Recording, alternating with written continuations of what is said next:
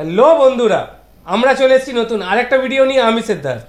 তো বন্ধুরা, আপনারা কেমন আছেন? আশা করছি আপনারা খুব খুব খুব ভালো আছেন। আমি রিনি, আর আপনারা দেখছেন ইন্ডিয়ান কাপল রিয়াকশন প্রো। আর আজ যে ভিডিওটা আমরা দেখব, ভিডিওটা একটি সাক্ষাৎকার, একটি ভারতীয় শিখ বোনের সাক্ষাৎকার, যে কিনা ফিরে এসেছে ইসলামের পথে।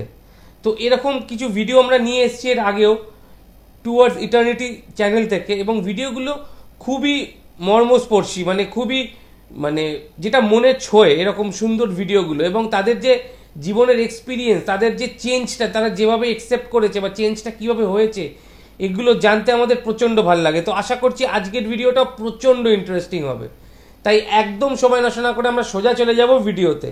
আর বন্ধুরা, অরিজিনাল ক্রিয়েটারের লিঙ্ক পেয়ে যাবেন ডেসক্রিপশন বক্সে। অরিজিনাল ক্রিয়েটারকে নিশ্চয়ই সাবস্ক্রাইব করবেন। আমাদের চ্যানেলটা যদি সাবস্ক্রাইব না করে থাকেন তাহলে প্লিজ প্লিজ প্লিজ সাবস্ক্রাইব করুন, আর অনেক অনেক করে শেয়ার করুন। ভিডিওটা যদি আপনাদের ভালো লেগে থাকে একটা লাইক তো নিশ্চয়ই করবেন। ভালো লাগুক খারাপ লাগুক, যে কোনো মতামত কমেন্ট বক্সে নিশ্চয়ই জানাবেন।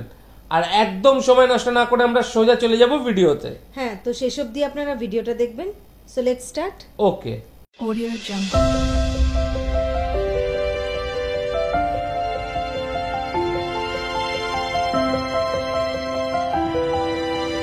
Audio Jungle.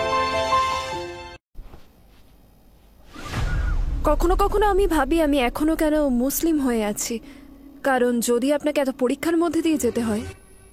এমনও সময় গেছে যখন আমি দেওয়ালে মাথা ঠুকতে চেয়েছিলাম যাতে আমি একটু ঘুমাতে পারি। আমার ডিভোর্স হয়ে যায়, ওটা খুবই কষ্টের আর খুবই কঠিন ছিল।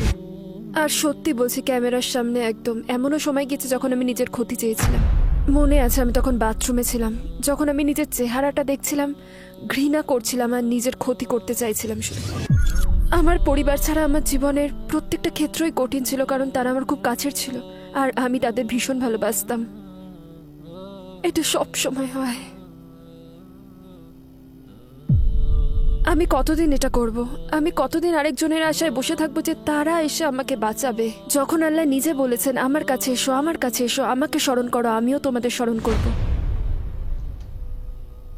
আসসালামু আলাইকুম বোন হানিয়া আদম, আমাদের আমন্ত্রণ গ্রহণের জন্য ধন্যবাদ। আপনাকে আমাদের মাঝে পেয়ে আমরা খুবই আনন্দিত। আমি প্রথমেই শুরু করতে চাই, হানিয়া আদম কে? আপনি কি সংক্ষেপে আপনার জীবন সম্পর্কে বলবেন? ওয়ালাইকুম সালাম ওয়া রাহমাতুল্লাহ ওয়া বারাকাতুহু। তো আমি 3 সন্তানের মা, আলহামদুলিল্লাহ। আমি শিখ হিসেবে বড় হয়েছিলাম। আমার বাবা মা ভারতীয়, কিন্তু তাদের জন্ম বেড়ে ওঠা যুক্তরাজ্যে। ছোটবেলা ভালোই কেটেছে আলহামদুলিল্লাহ, বাবা মা খুব ভালোবাসতেন। কিন্তু আমি যখন 24 কি 25 বছর বয়সে মুসলিম হলাম, আমার পরিবার বেশ একটা বড়সড় ধাক্কা খেয়েছিল। আর আলহামদুলিল্লাহ এখন গ্রিনল্যান্ড মসজিদে কাজ করছি, এবং যে কোনো মুসলিম সংগঠনে যেখানে আমি সহায়তা করতে পারি। বিশ্বাসের ক্ষেত্রে আপনার জীবন কেমন ছিল? আপনি কিসে বিশ্বাস করতেন? ছোটবেলায় আমার মা বাবা শিখ ধর্মের শিক্ষা দিয়েছিলেন। আমি মানছি যে এটা আমি পছন্দ করি। আমার মনে আছে আমরা অমৃতসরের গোল্ডেন টেম্পলে গিয়েছিলাম, খুব ভালো লেগেছিল আমার মনে আছে আমরা হেমকুন্ড সাহিবে গিয়েছিলাম, যেটা অনেকটা ওই হিন্দু আশ্রমের মতোই ছিল, আর আমি খুব উপভোগ করেছিলাম। আমার মনে আছে আমি খুব অল্প বয়স থেকেই সবসময় আমার জীবন একজন ঈশ্বরের প্রয়োজন অনুভব করতাম। ভীষণ খুশি আর সন্তুষ্ট হতাম যখন আমি সেসব জায়গায় যেতাম। তো আমি বলবো যে বেড়ে ওঠার সময় আলহামদুলিল্লাহ আমার মা বাবা আমার মধ্যে ধর্মবোধ ঢুকিয়ে দিয়েছিলেন। তারা আমাকে ন্যায়, নীতিশিক্ষা, পরিশ্রম, জ্ঞান অর্জন, সৎ থাকা এসব বিষয় শিক্ষা দিয়েছিলেন। তারা আমাকে বেশ ভালোভাবেই বড় করেছিলেন। আর আমার মনে হয় আমি যখন বিশ্ববিদ্যালয়ে যেতাম আমি অনেকটা ধর্মনিরপেক্ষ জীবনযাপন করতাম। আমি বলতে গেলে কোনো ধর্মচর্চাই করতাম না ওই সময়, একটা আত্মিক দিক ছিল, কিন্তু আমি কোনো ধর্মচর্চাই করতাম না। আমি তখন আপনাকে সত্যিটাই বলছি, মদ্যপান করাকে সমস্যা মনে করতাম না, যা মন চাইতো তাই পড়তাম। এটা কোনো ব্যাপার ছিল না, স্বাভাবিকই ছিল সবকিছু, এর মধ্যে খারাপ কিছুই ছিল না, শুধু একটা স্বাভাবিক জীবনযাত্রা। এটা আসলে মূলত আমি মুসলিম হওয়ার আগে এভাবেই আমার জীবন কাটছিল। আপনি ইসলামের ব্যাপারে প্রথম কিভাবে শুনলেন? আপনার মনে কি কোনো ধরনের বিদ্বেষ ছিল? হয়তো একটু ইসলাম বিদ্বেষী ছিলাম। আমি ভেবেছিলাম যে তখন অনেক কিছু ঘটেছিল, ইরাক এবং অন্যান্য সব ব্যাপার মনে পড়ে। আমি ভয় পেয়ে যেতাম যদি আল্লাহ আকবার শুনতাম কখনো, এটা আমাকে ভয় পাইয়ে দিত। আমি ভাবতাম যে সব মুসলিম পুরুষরা ভীষণই কঠোর হয় অনেকে, বুঝলেন, তারা তাদের স্ত্রীদের পেটায় আর আরো অনেক কিছুই। সবসময় আয়েশা ও তার বয়স নিয়ে সবকিছু অনেক ধরনের বাধা ধরা ধারণা ছিল। আমি ভাবতাম মুসলিম নারীরা নির্যাতিত হয়, তারা কেন হিজাব পরে, এটা তো ঠিক নয়। আমার অনেক সমস্যা ছিল এসব নিয়ে। আপনার ইসলামের পথে যাত্রা কিভাবে শুরু হলো? ইসলামের কোন বিষয়টি আপনাকে চমৎকৃত করেছে? মজার বিষয় হলো মুসলিম নারীদের ব্যাপারে বাধা ধরার ধারণা ছিল আমার। আমি প্রথমে ইসলামের যে জিনিসটা দেখতে চাইলাম তা হলো ইসলামের নারী। তো আমি অনেক আলোচনা শুনলাম, ইন্টারনেটে অনেক কিছু পড়লাম। একটা বই আছে the great women of Islam নামে, দারুস সালেমের লেখা, যা খুবই চমৎকার। আমি মনে করেছিলাম নারীরা শোষিত হয়। অতঃপর আমি ইসলাম নিয়ে পড়াশোনা করলাম আর বুঝলাম না, সমাজ নারীদের শোষণ করছে। আর ইসলাম অনেকটা বেশি উন্নত, অর্থাৎ এতটাই উন্নত যে আমরা সামাজিকতার সাথে তাল মিলিয়ে চলতে হিমশিম খাচ্ছি, এবং ইনশাল্লাহ এটা আরও শক্তিশালী হয়ে ফিরে আসবে। কারণ এখনও আমাদের যে সমস্যাগুলো রয়েছে লিঙ্গভিত্তিক ভূমিকার পরিচয় নিয়ে, আমার মনে হয় ইসলামের সমস্যার সমাধান রয়েছে আর আমাদের উপযুক্ত সময়ে তাল মেলানোর। কারণ ইসলাম নারীদের অনেকভাবেই স্বাধীনতা দিয়েছে। এটা নারীদের ঠিক এতটাই উপরে তুলে রেখেছে, যদি সমাজ এটা বুঝতে পারে তারাও আমার মতো উপলব্ধি করতে পারবে ইসলাম নারীদের কতটা অধিকার দেওয়া হয়েছে। এমন সব অধিকার যেগুলো আমরা এই দেশে কিংবা মুসলিম দেশগুলোতে কখনোই পাইনি। রাসূল মুহাম্মদ সাল্লাল্লাহু আলাইহি ওয়াসাল্লাম শিখিয়েছেন নারীদের কিভাবে সম্মান করতে হয়, অর্থাৎ আমাদের অধিকার দেওয়ার মাধ্যমে। যেমনটা আমি বলেছিলাম, উদাহরণ হিসেবে যৌতুকের কথাই বলি। একজন নারীর একজন পুরুষকে অর্থ দিতে হতো, এখন একজন পুরুষ একজন নারীকে দেনমোহর দিচ্ছে। এটা একটা বেশ বড় ব্যাপার সেসব মানুষদের জন্য যারা কন্যা সন্তান জন্ম নিলে দুঃখ প্রকাশ করত, মানে এতটাই যে তাকে হত্যা করা হতো। হযরত মুহাম্মদ সাল্লাল্লাহু আলাইহি ওয়াসাল্লাম বলেছেন, তোমরা যদি কন্যা সন্তানের লালন পালন করো তাহলে তোমাকে জান্নাত দেওয়া হবে, তুমি আমার সাথে জান্নাতে থাকবে।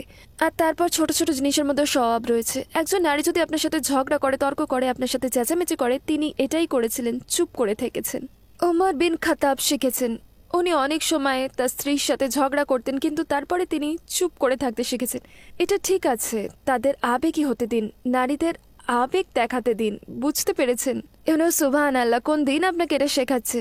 এরকম অনেক উদাহরণ আমি দিতে পারবো, কিন্তু আপনার মনে হয় এটা রেকর্ড করতে সারা জীবন লাগবে। তো আপনি ইসলামে নারীদের অবস্থান থেকে মুগ্ধ হয়েছিলেন, আর কোন বিষয় আপনাকে চমৎকৃত করেছে?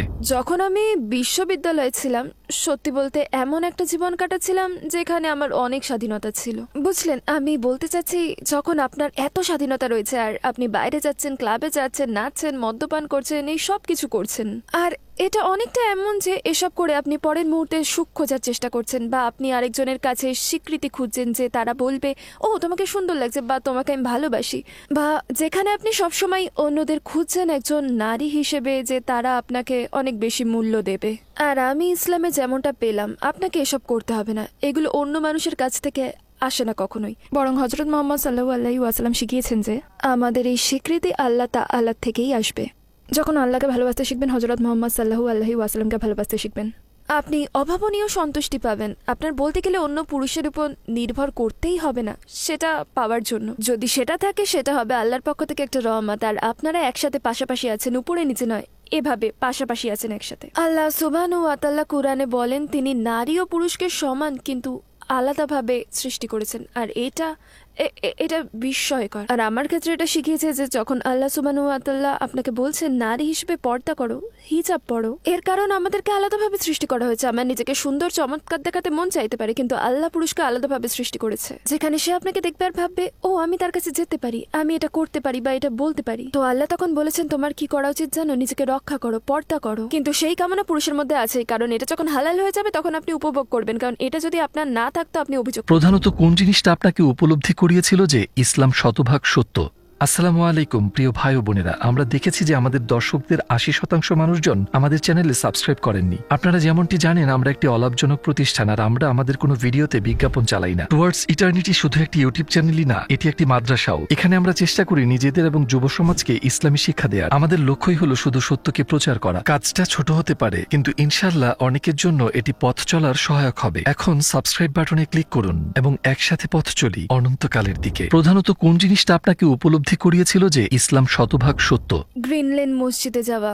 আমার মনে আছে প্রথম যেদিন আমি মসজিদে ঢুকলাম, তখন আমি কিছু বোনেদের দেখলাম যাদের মাথা থেকে পা পর্যন্ত ঢিলে ঢালা কালো পোশাক দিয়ে ঢাকা ছিল। আর বেশ মজার বিষয় হলো, হ্যারি পটারের কথা বলি, তারা কিন্তু হ্যারি পটারের একটা দৃশ্যের কথা মনে করিয়ে দিল, হগওয়ার্টস, যেখানে তারা তাদের আলখাল্লা পরে থাকতো।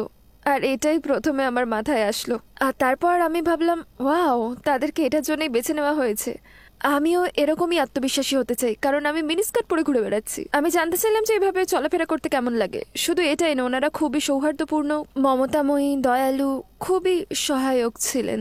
আর আপনি হয়তো জানেন না, কখনো আমরা নিজেদের অনেক কিছু নিজেরাই কঠিন করে ফেলি। যখন আমরা অন্যদের সাথে যোগাযোগ না করি, আমি কখনো নিকাবি মুসলিম নারীদের সাথে কথা বলিনি। আসলে আমি ঠিকমতো কোনো মুসলিম নারীদের সাথেই কথা বলিনি, তো এটা আমার প্রথমবার ছিল। তারা মুচকি হাসি দিচ্ছে, শুধু এই তথ্যটাই আমাদের মনে এতটাই বাধা ধরা ধারণা রয়েছে, আমরা মনে করি যে নিকাবি নারীরা হাসেন না। সেখানে যে মহিলারা ছিলেন, তারা মুচকি হাসি দিচ্ছিলেন, হাসছিলেন, দুষ্টুমি করছিলেন, আর আমি ভাবলাম তারা স্বাভাবিক, তারা মানুষ, তারা কোনো ভাসমান কালো অবয়ব না, তারা মানুষ, আর তারা অসাধারণ মহিলা। আপনি কবে কালেমা পড়েছিলেন আর তখন আপনার কেমন লেগেছিল? তো আমি পরের বার যখন মসজিদে গেলাম, তখনই কালেমা শাহাদা পাঠ করছিলাম, আলহামদুলিল্লাহ। আর সেখানে প্রায় 60-70 জন মানুষ ছিল। আর আমি কালেমা শাহাদাত পাঠ করার সময় যারা যারা কাছে ছিল, তারা এখনো আমার সবচেয়ে কাছের মানুষ হয়ে আছেন, আলহামদুলিল্লাহ। তো আমার কালেমা পড়াটা অসাধারণ ছিল। আমার মনে আছে আমি প্রচুর কাঁপছিলাম, কিন্তু ভালো লেগেছিল, অনেক ভালো লেগেছিল। আমার সেই গোসলের কথা মনে আছে, যেটা কালেমা পড়ার পর করতে হয়। আর আমার সত্যি মনে হচ্ছিল যেন আমি নতুন জীবন শুরু করছি, নতুন করে শুরু করা, এটা জেনে যে আল্লাহ পূর্বে সবকিছু মুছে ফেলেছেন। কিন্তু এখন যে ভালো কাজটি আপনি করছেন, সেটার পুরস্কার আপনাকে দেওয়া হচ্ছে। খুব ভালো লেগেছিল। আর আমি একজন মুসলিম নারীর পরিচয় গ্রহণ করতে প্রস্তুত ছিলাম, তো আমি অনেক অনেক পড়তে থাকলাম।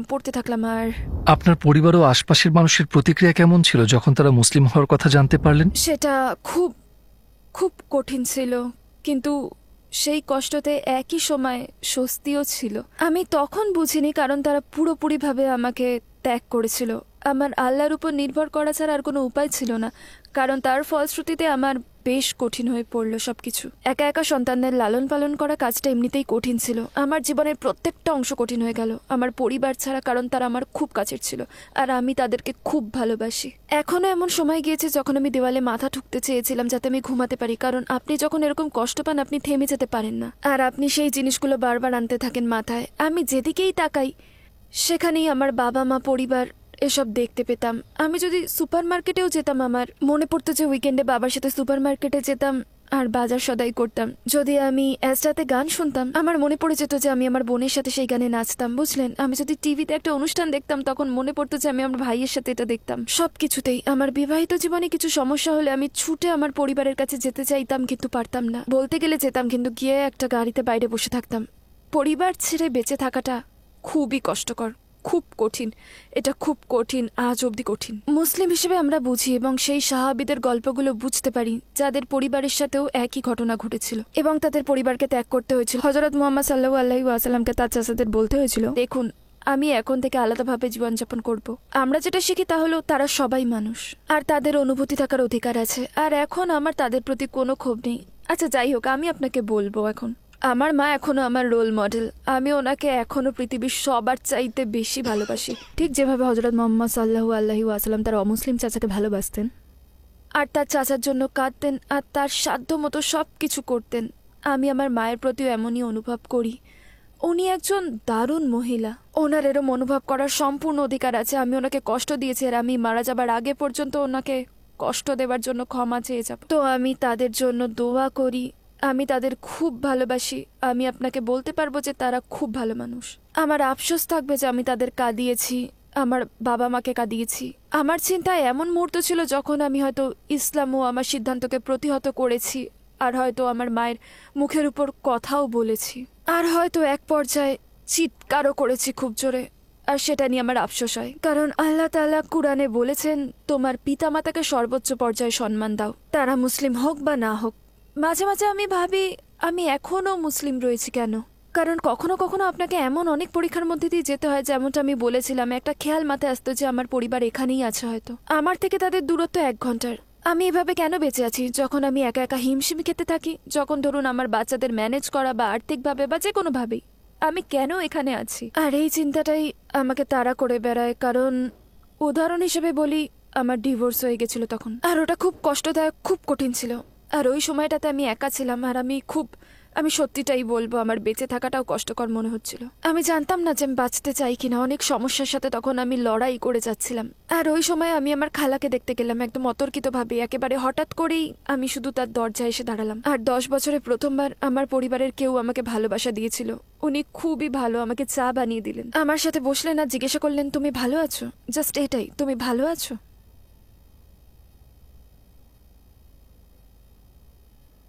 সব সময় এটাই হয়।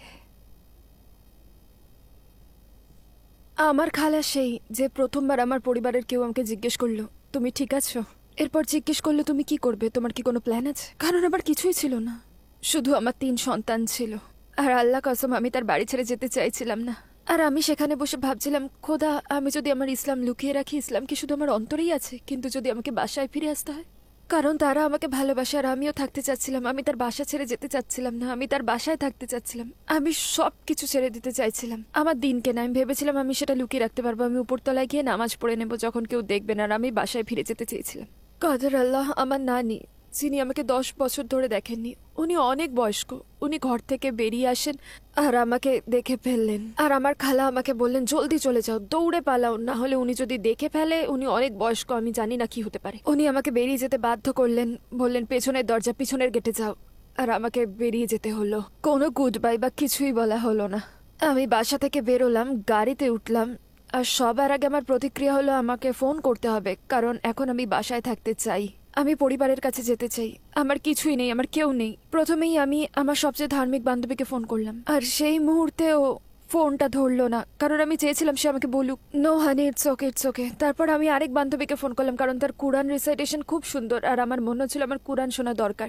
সেও ধরলো না। আর তারপর ভাবলাম আমি কতদিন এসব করতে থাকবো, কতদিন আমি এই আশায় বসে থাকবো যে আরেকজন এসে আমাকে বাঁচাবে, যখন আল্লাহ নিজে বলেছেন আমার কাছে এসো, আমার কাছে এসো, আমাকে স্মরণ করো, আমিও তোমাদের স্মরণ করব। আপনার সাথে আল্লাহ সরাসরি সম্পর্ক রয়েছে। তো আমি গাড়িতে বসে আয়াতুল কুরসি পাঠ করলাম, 3 কুল পড়লাম। আর আমি আল্লাহর কাছে ভিক্ষা চাইলাম যেন তিনি আমাকে দিনের মধ্যে রাখেন। আমি তখন আল্লাহর কাছে ভিক্ষা চাইতে লাগলাম, আমাকে দিনের মধ্যে রাখুন, দিনের মধ্যে রাখুন। আমার যাই হোক সেটা ব্যাপার না, শুধু আমাকে মুসলিম হয়ে মরতে দিন। আর আমি সেটাই করলাম। আর আমার মনে হয় এটা আবার এমন একটা মুহূর্ত ছিল যখন আমি জানতাম যে হ্যাঁ আমি মুসলিম। কারণ শয়তান আপনার কাছে অনেকবার আসবে আর এসে আমাকে প্রশ্নবিদ্ধ করবে আমি কি মুসলিম, আমি কার জন্য মুসলিম হয়েছি, আমি মুসলিম কেন হয়েছি, আমি ইসলামের কি বা পছন্দ করি। যখন আপনি দুর্বল এবং হীনমন্যতায় ভুগবেন তখন শয়তান আসবে আপনার কাছে। আর এই 9-10 বছরে আমি দিনের ব্যাপারে যা কিছু শিখেছিলাম তার সব সেই মুহূর্তে চলে আসলো। তো একটা কথা আমি বাচ্চাদের বলে থাকি, যারা বোঝে না তারা ইসলামের আত্মিক দিকটা অনুভব করে না, কারণ তাদের বয়স কম আর জীবন ভালোই কাটছে। আমি তাদের বলি তবুও শিখো, কারণ তোমরা জানো না যে কোনো মুহূর্তে হোঁচট খেতে পারো, বা যা তোমরা শিখেছিলে আর তোমরা জানতে না কেন শিখেছিলে, ওটা তোমাদের কাছে আসবে, তোমাদের রক্ষা করবে, তোমাদের জীবন বাঁচাবে। সেই জন্য যখন তোমার মা বলবে যাও মাদ্রাসায় যাও, যখন তোমার মা বলবে ইসলাম শিক্ষার ক্লাসে যাও, যাও। আর যারা ধর্মান্তর হতে চান শিখুন। আপনারা হঠাৎ করেই মুসলিম হতে পারবেন না। ও আমি আল্লাহকে বিশ্বাস করি, যান শিখুন, দিন শিখুন, ভালোভাবে শিখুন, প্রতিদিন শিখুন ভালোভাবে। যদি অল্প হয় তাও ঠিক আছে, কারণ যখনই আপনি দুর্বল হবেন আপনার কাছে শয়তান এসে দূরে নিয়ে যাওয়ার চেষ্টা করবে। আর তখন আপনার সেসব শিক্ষা হঠাৎ করে আপনার কাছে আসবে আর আপনাকে বাঁচাবে। আর সেটা আমাকে সেদিন বাঁচিয়েছিল। এমন আরো অনেক উদাহরণ আমি আপনাকে দিতে পারবো। আর ক্যামেরায় আপনাকে সত্যিটাই বলবো, এমনও সময় গিয়েছে যখন আমি নিজের ক্ষতি করতে চেয়েছিলাম। একটা উদাহরণ দিয়ে, আমার মনে আছে আমি বাথরুমে ছিলাম, আমি নিজেকে আয়নায় দেখলাম, আমার তখন ঘৃণা লাগছিল আর আমি নিজের ক্ষতি করতে চাইছিলাম। বাথরুমে থাকা একটা বাজে ব্যাপার, কারণ বাথরুমে থাকলে আউযুবিল্লাহি মিনাশ শাইতানির রাজিম বলতে পারবেন না। আপনার মন খারাপ থাকলে বাথরুমে যাবেন না। কিন্তু যাই হোক, আমি তখন একটা কথা শুনতে পেলাম যেন আমার মাথার ভেতর কেউ বললো জানলার বাইরে তাকাও।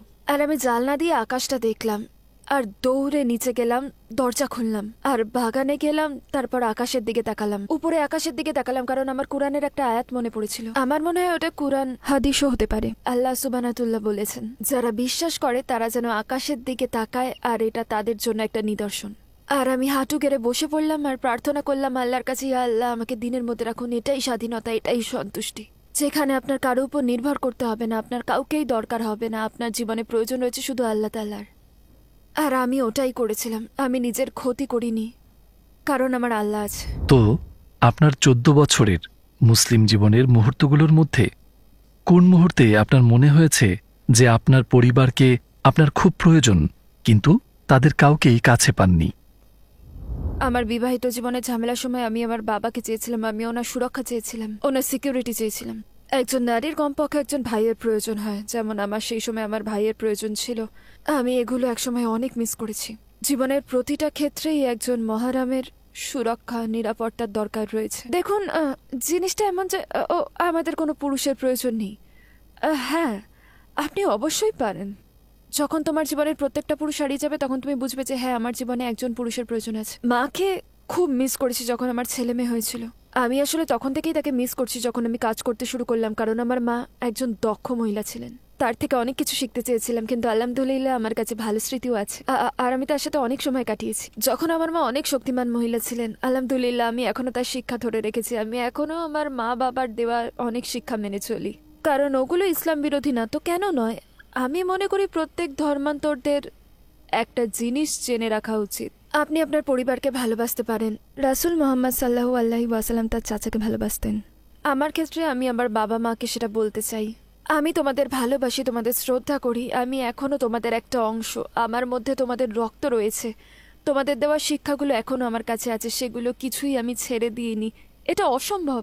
তোমরা আমার আদর্শ, তোমরা আমার সব। আবার তোমাদের পাশে বসার জন্য আমি সব কিছু করতে পারবো, তোমাদের সাথে আবার থাকার জন্য।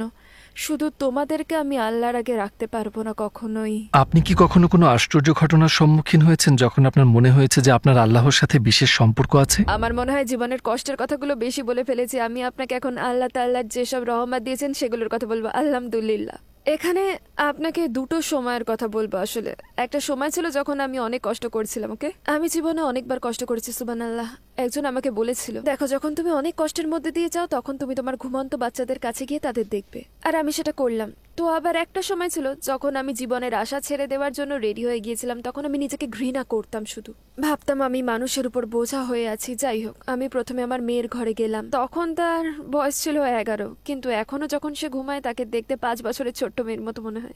সুবহানাল্লাহ, আমার মেয়ে, এটা আমার মেয়ে। আল্লাহ তাআলা আমাকে একটা কন্যা সন্তান দিয়েছেন। আল্লাহ আমার মাধ্যমে একটা জীবনকে এই দুনিয়াতে পাঠিয়েছেন। তারপর আমি আমার ছেলেদের ঘরে গেলাম, তখন তারা গভীর ঘুমে ছিল।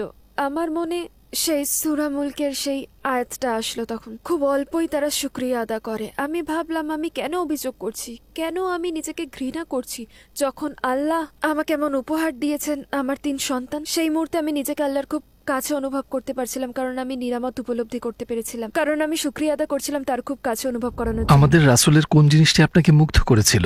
তার চরিত্র, সবসময় তার চরিত্র, সবসময় তার চরিত্র। নারীদের প্রতি তার ব্যবহার, নারীদের প্রতি তার ব্যবহার এমন ছিল যে তিনি ওই লোকের সাথে কথা বলতে চাইতেন না যে তার কন্যাদের আদর করতো না। মূলত তিনি তার স্ত্রীদেরকে আবেগ দেখাতে দিতেন, অনুভূতি প্রকাশ করতে দিতেন, আর সেগুলো বেস্ট পদ্ধতিতে মানিয়ে চলতেন। তিনি তার এক সাহাবীর বাড়িতে খেতে যাননি কারণ তার স্ত্রী আয়েশাকে দাওয়াতে আমন্ত্রণ জানানো হয়নি। সব কিছু, তার নম্রতা, তার ন্যায়, যখন তিনি স্ত্রীদের সাথে থাকতেন, তার ঘরে তার সেই নম্রতা, আর যুদ্ধের ময়দানে তার ওই শক্তি, তার এক দুর্বলতা যখন তিনি তায়েফে ছিলেন, যখন তিনি সাহায্যের জন্য গিয়েছিলেন, তার বদলে দেখুন তার সাথে কি হলো। মূলত তিনি কাঁদতে পারতেন। এখনকার পুরুষ মানুষেরা ভাবে আমরা কাঁদতে পারবো না, আমাদের শক্ত হতে হবে। না, তিনি কাঁদতেন। এখন আমরা জেন্ডারের কথা বলি, আর পুরুষ কি নারী কি, হযরত মুহাম্মদ সাল্লাল্লাহু আলাইহি ওয়াসাল্লামকে একবার দেখুন। বর্তমানে আমি ইয়াসির কাদিরের লেখা বই হিসসিরা পড়েছি, আর প্রত্যেকটা প্যারাগ্রাফে আমি কিছু না কিছু শিখেছি। কি চমৎকার একটা বই, আমি সবাইকে সেটা পড়তে বলি। সব কিছু। আপনি জানেন, তার মৃত্যু শয্যা থেকে আয়েশা নিজের মাথা ব্যথা নিয়ে অভিযোগ করেছিলেন। তিনি তার মাথা ব্যথা নিয়ে অভিযোগ করেছিলেন। তখন তিনি মজা করে বললেন, না তাহলে আমার মাথা ব্যথার কি হবে, আমি তো মরতে চলেছি, তাই না? সুবহানাল্লাহ। উনি এত কিছুর মধ্যে দিয়ে গিয়েছেন যাতে আমরা ভালো থাকতে পারি আর জান্নাতে যেতে পারি।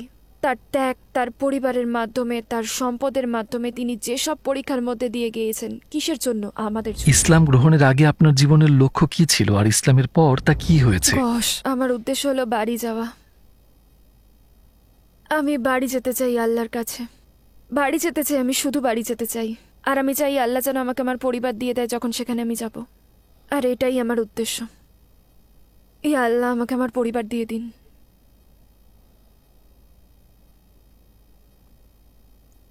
এটা তো শুধু দুনিয়া। আমি নিজেকে সবসময় এটাই বলি, এটা তো শুধু দুনিয়া, শুধু দুনিয়া। আপনি চিরকালের জন্য এখানে থাকবেন না। শুধু বাড়ি যেতে চাই। শেষে আপনি ওই সকল মানুষকে কি বলতে চান যারা আপনাকে দেখছে, যাদের হৃদয় ইসলামের নিকট আসছে কিন্তু তারা পরিবার ও কাছের মানুষদের প্রতিক্রিয়াকে ভয় পাচ্ছে? আপনার শেষ লক্ষ্যটি মাথায় রাখুন। শেষ লক্ষ্যটি হলো আপনার যদি এইটুকু কণা পরিমাণে ঈমান থাকে, আপনি অল্প অনুভব করে থাকেন, আপনার শেষ লক্ষ্য হবে ওই মুহূর্তে জান্নাতে যাওয়া। যদি আপনি সত্যি বিশ্বাস করে থাকেন যে আল্লাহ আছে, আমি বলবো প্রথমে নিজেকে সেই শিক্ষা দিন, সেই অল্প ঈমানকে ধরে রাখুন আর শিখুন। শয়তান এসে যেন সেই অল্পটুকু নষ্ট করে দিতে না পারে, কারণ প্রথম দিকে সে অনেকবার চেষ্টা করবে সেটা করার। প্রথমে শয়তান অনেকবার চেষ্টা করবে আপনার কাছে এসে আপনাকে দূরে টেনে নিয়ে যেতে। তো শিখুন, নিজেকে শিক্ষা দিন, নিজের লক্ষ্য নির্ধারণ করুন, মনে মনে টার্গেট সেট করুন। আপনাকে বলেছি যে আমি আমার মাথার ভেতর আওয়াজ শুনতে পেতাম। কখনো কখনো নিজের সাথে কথোপকথন করতে থাকি, যেখানে খারাপ কথাও আছে আবার ভালো কথাও আছে, আর কখনো আপনাকে সেটাই করতে হবে। আপনাকে এটা জোরে বলতে হবে, বুঝলেন? ইয়া আল্লাহ, আমার আপনার সাহায্য দরকার, আমাকে সরল পথে পরিচালিত করুন। যদি আপনার মনে প্রশ্ন থাকে আমি কি করব না কি করব না, কারণ আমার পরিবার কি বলবে, জেনে রাখুন যে আপনি তখন একাই মারা যাবেন। আপনার পরিবার ওই মুহূর্তে আপনার সাথে থাকবে না, যখন কিয়ামতের দিনে আপনাকে পুনরুজ্জীবিত করা হবে। আর আপনি যদি কিয়ামতে বিশ্বাস না করেন, কারণ অনেকেই করে না, বুঝলেন, তখন শুধু ভাবুন যে এই দুনিয়াতে আমি আমার পরিবার থেকে কি সুবিধে পাচ্ছি, আর আমি আত্মিকতা ঈশ্বরে বিশ্বাস করা থেকে কি সুবিধে পাচ্ছি। আমি এই পর্যায়ে এসে বলবো সবচেয়ে গুরুত্বপূর্ণ জিনিস হলো শেখা। শিখতে থাকুন আর তাতেই আপনি পৌঁছতে পারবেন। আর আপনার মনে একনিষ্ঠ লক্ষ্য রাখুন যে আপনি সেখানে যেতে চান। আল্লাহ বলেন আমার দিকে এক পা বাড়াও, দাঁড়িয়ে থেকো না। আপনি যদি মুসলিম হওয়ার চিন্তা করেন, এক পা বাড়ান আর আল্লাহ আপনার কাছে দৌড়ে আসবেন। অপূর্ব অপূর্ব সুন্দর একটা ভিডিও সাক্ষী থাকলাম। খুব সুন্দর সাক্ষাৎকারটা, এবং এই বোনের যে জীবনের কষ্টগুলো তুলে ধরলেন, যে এত কষ্ট এত প্রতিকূলতার পরেও তিনি তার লক্ষ্যে স্থির থেকেছেন, যে তাকে আল্লাহর কাছেই থাকতে হবে। এই জিনিসগুলো অনেক মোটিভেটিং, অনেক শুনতেও ভালো লাগে, এবং জিনিসগুলো অনেক কিছু শেখায়, মানুষের জীবন গঠনেরও অনেক কিছু শেখায়। এই ভিডিওগুলো এত মানে মানুষের ভেতরকে উন্নত করে, উজ্জীবিত করে, মানে বলে বোঝাতে পারবো না। অপূর্ব সুন্দর একটা ভিডিও সাক্ষী থাকলাম। মানে উনার প্রথম জীবন থেকে এখন যে সময়টা যাচ্ছে, এবং সব থেকে ভালো লাগলো যে তিনি আল্লাহর কাছে এখন কি চান। তিনি খালি চান যে সেই দুনিয়ায় যখন যাবেন, পরকালে তিনি যখন যাবেন, তখনই যেন তার পরিবার তার কাছে থাকে। এই জিনিসগুলো খুবই মানে মনের ভেতরে একটা দুঃখও আসে, আবার তার যে মনের জোরটা, শক্তিটা, সেটাকেও অনুভব করায়। অপূর্ব সুন্দর একটা ভিডিওটা যদি আপনাদের ভালো লেগে থাকে, এটা লাইক তো নিশ্চয়ই করবেন। ভালো লাগুক খারাপ লাগুক, যে কোনো মতামত কমেন্ট বক্সে নিশ্চয়ই জানাবেন। আমাদের চ্যানেলটা সাবস্ক্রাইব না করলে প্লিজ প্লিজ প্লিজ সাবস্ক্রাইব করুন, এবং অনেক অনেক করে শেয়ার করুন। Thank you.